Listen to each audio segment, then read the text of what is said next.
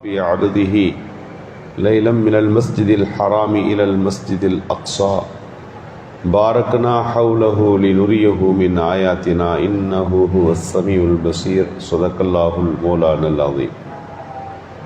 மேலான அல்லாஹ்வின் நல்லடியார்களே, புனித ரஜப மாதத்தின் பிறை 27 மிஅராஜினுடைய இரவாக இருக்கிறது.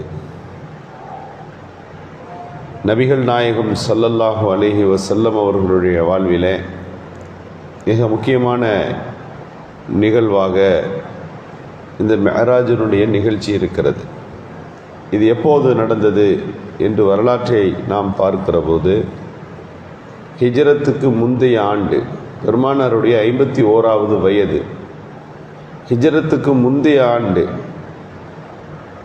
அந்த ஆண்டு எப்படிப்பட்ட ஆண்டு என்றால், அரபியில் அதற்கு ஆமுல் ஹுசுன், கவலையின் ஆண்டு என்று பெயர். ஏன் நபிகள் பெருமானாருடைய வாழ்க்கையில் அந்த ஆண்டிற்கு கவலையின் ஆண்டு என்று பெயர் என்றால், ஒரு வார இடைவேளையில் அவருடைய அருமை மனைவி அன்னை கதீஜா அம்மையார் அவர்கள் வஃபாத்தாகி விடுகிறார்கள். கதீஜா ரலியல்லாஹுடைய வஃபாத் அவர்களுக்கு மிகப்பெரிய கவலையை, சோகத்தை கொடுத்து கொண்டிருக்கிற அதே நேரத்தில் ஊரில் மிகப்பெரியதொரு பாதுகாவலராக இருந்த அபு தாலிபும் வஃபாத்தாகி விடுகிறார்கள். இந்த 2 பேரும் வஃபாத்தான பிறகு ஊர் மக்களுக்கு மத்தியில் இப்போது ரசூலுல்லாஹி ஸல்லல்லாஹு அலைஹி வஸல்லம் அவர்கள் கார்டியன் இல்லாமல் இருக்கிறார்கள், பாதுகாப்பு அற்றவர்களாக இருக்கிறார்கள். இப்போது இவர்களை நாம் எந்த வகையான பிரச்சனைக்கு உள்ளாக்கினாலும் இவர்களை கேட்பதற்கு ஆள் இல்லை என்கின்ற சூழல் மக்காவில் அதிகரித்தது. பெருமானாருக்கு மனைவியின் பிரிவும் அபு தாலிபின் பிரிவும் கவலையை தந்ததாலே இந்த ஆண்டிற்கு பெயர் கவலையின் ஆண்டு என்று பெயர். யார் ஆறுதல் படுத்த முடியும்? அல்லாஹுதானே. அழைத்து ஆறுதல் படுத்துகிற வண்ணமாகத்தான் இந்த நிகழ்ச்சி நடந்தது. அன்னை கதீஜா ரலியல்லாஹுடைய தியாகம் வரலாற்றில் நாம் படிக்க வேண்டிய மிக முக்கியமான ஒரு செய்தி. இப்போதும் அவர்கள் தங்கியிருந்த மலையை போய் பார்க்கிற போது, இவ்வளவு பெரிய மலை, உயரமான மலை, பெரிய மலை தொடரில் நபிகள் ஸல்லல்லாஹு அலைஹி வஸல்லம் அந்த ஹிரா குகையில் அமர்ந்திருக்கிற போது உணவுகளை கொண்டு வந்து கொடுத்தார்கள் என்கின்ற செய்தி நாம் அங்கு போய் பார்த்தால்தான் அதனுடைய விஷயத்தை புரிந்து கொள்ள முடியும். இன்னல்லாஹ யுக்ரியுக்க சலாம், கதீஜாவே அல்லாஹ் உங்களுக்கு சலாம் சொல்றான் என்று நபிகள் ஸல்லல்லாஹு அலைஹி வஸல்லம் சொன்னார்கள். அந்த அளவிற்கு அவர்களுடைய தியாகம் இருந்தது. ஒட்டுமொத்த சொத்தையும் நபிகள் பெருமானாருடைய தீனின் வளர்ச்சிக்காக வேண்டி செலவு செய்தார்கள். பெருமானார் ஸல்லல்லாஹு அலைஹி வஸல்லம் அவர்களை ஏற்காவிட்டாலும் அபு தாலிப் பெருமானாருக்கு உற்ற துணையாக, பாதுகாவலராக இருந்தார்கள். ரசூலுல்லாஹி ஸல்லல்லாஹு அலைஹி வஸல்லம் அவர்களுக்கு இந்த 2 பேருடைய பிரிவு பெரிய கவலையை கொடுத்தது. எனவே மதீனாவில் இருப்பது, மக்காவில் இருப்பது அவர்களுக்கு சற்று பிரச்சனையாக ஆனது. நாம் கவனிக்க வேண்டும். தீனுடைய வளர்ச்சிக்கு எப்படியெல்லாம் தங்களாலான முயற்சிகளை அவர்கள் செய்தார்கள்.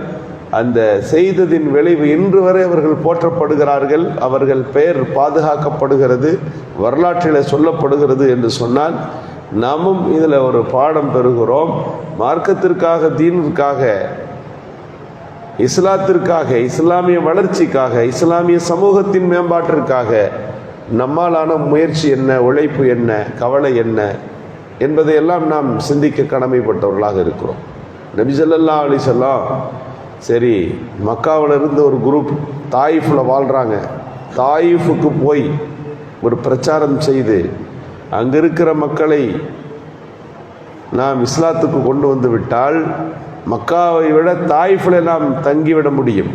தாயிஃபில் இருந்து இந்த தீனின் பணியை, மார்க்கப்படியை முன்னெடுக்க முடியும் அப்படின்னு ஒரு நினப்பு வந்ததுனால யார்ட்டையும் சொல்லிக்காம மொல்லமாக புறப்பட்டு தாயிஃபுக்கு வந்துட்டாங்க.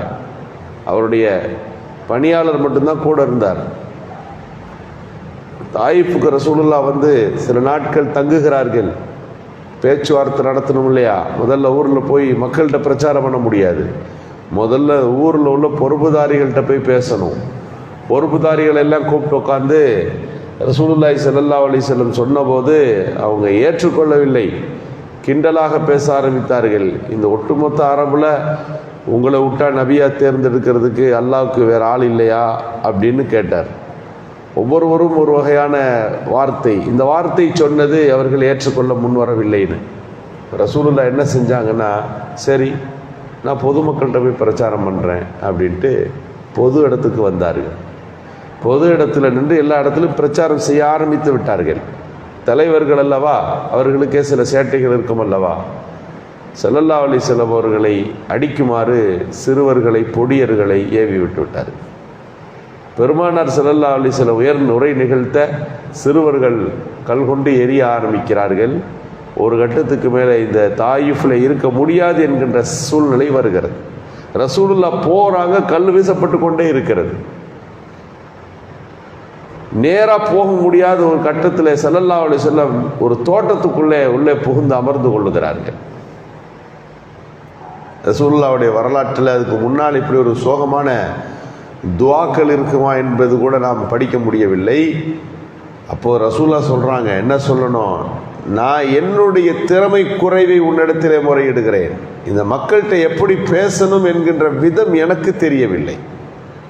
இவர்கள் குற்றவாளிகள் அல்ல. இவர்கள் ஏற்காவிட்டாலும் இவங்க சந்ததிகள் ஏற்பார்கள். அந்த நேரத்திலும் அந்த சமூகத்தின் மீது ரசூலுல்லாஹ் கொண்ட கவலையை பார்க்கிறோம். இவர்கள் ஏற்கலை, இவங்க சமுதாயம் ஏற்கும். நான் உன்னிடத்தில் அஷ்கு இளைய கில்லத்தை ஹீலத்தி, என்னுடைய திறமை குறைவைத்தான் உன்னிடத்தில் நான் முன்வைக்கிறேன். என் மீது உனக்கு கோபம் இல்லை என்றால் ஒன்றுமில்லை என்று நபிகள் ஸல்லல்லாஹு அலைஹி வஸல்லமுடைய உருக்கமான துவா. வரலாற்றிலே பல்வேறு மாற்றங்களை அந்த துவா உண்டாக்கியது. ஸல்லல்லாஹு அலைஹி வஸல்லம் அவர்கள் அந்த இடத்துலேருந்து மீண்டும் மக்காவுக்கு வரலான்னு பார்த்தா மக்காவில் சொல்கிறாங்க, இனி ரசூலுல்லாஹ் மக்காவுக்குள்ளே வரக்கூடாது அப்படின்னு சட்டம் போட்டாங்க.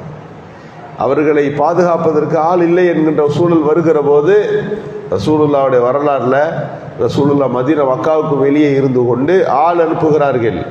நான் மக்காவில் தங்குவதற்கு யார் எனக்கு அபயம் அளிக்கிறீர்கள், கார்டியனாக யார் இருக்கிறீர்கள், யார் எனக்கு தஞ்சம் அளிக்கிறீர்கள்? ரசூலுல்லாஹ் கேட்டு விடுறாங்க. நாம் யோசிக்கணும், அந்த மக்காவில் பிறந்து அந்த மக்காவின் ஆட்சியாளராக அந்த பொறுப்பு வகிக்கின்ற ஒரு குடும்பத்தில் பிறந்து தீனுல் இஸ்லாம் என்கின்ற இந்த பிரச்சாரம் செய்ததால் எந்த அளவுக்குனா மக்காவில் இருக்கிறதுக்கு யாராவது கார்டியன் வேணும் என்ற சூழ்நிலை ரசூலுல்லாஹ்க்கு வந்துருச்சு. யாரும் கொடுக்க முன் வரல. முத்இம் இப்னு அதி என்பவர் தான் ஸல்லல்லாஹு அலைஹி வஸல்லம் அவர்களுக்கு மீண்டும் அடைக்கலம் கொடுத்தார். அவர் காபத்துல்லாவை வலம் வந்தார். எல்லாம் கேட்டாங்க, என்ன திடீர்னு வலம் வர்றீங்க? முகமதுக்கு நான் அடைக்கலம் தரப்போகிறேன், அவர் என் கட்டுப்பாட்டில் இனி இவர் இங்கே இருப்பார் என்று நபிகள் ஸல்லல்லாஹு அலைஹி வஸல்லம் அவர்களை மக்காவுக்கு வெளியே இருந்த ஸல்லல்லாஹு அலைஹி வஸல்லம் அவர்களை அழைத்து கொண்டு வந்து மீண்டும் மக்காவிட வைத்தார். முத்இம் இப்னு அதியிற்கு நபி ஸல்லல்லாஹு அலைஹி வஸல்லம் அவர்கள் பல்வேறு நேரங்களிலே பாராட்டு செய்திகளாக இந்த செய்தியை ஞாபகப்படுத்துவார்கள். முத்இம் செய்த உதவி மிகப்பெரிய உதவி என்பதாக ஸல்லல்லாஹு அலைஹி வஸல்லம் ஞாபகப்படுத்தினார்கள். அன்பான அல்லாஹ்வின் நல்லடியார்களே, இந்த நேரத்திலே தான் ரசூலுல்லாவுக்கு கவலை. மக்காவில் சூழ்நிலை சரியில்லை, தாயிஃபுக்கு போனாலும் அங்கே கல்லடி விழுகிறது. இந்த மாதிரி நிராதரவான ஒரு சூழ்நிலையில் ரசூலுல்லாஹி ஸல்லல்லாஹு அலைஹி வஸல்லம் அவர்களை அல்லாஹ் அழைத்து போனான்.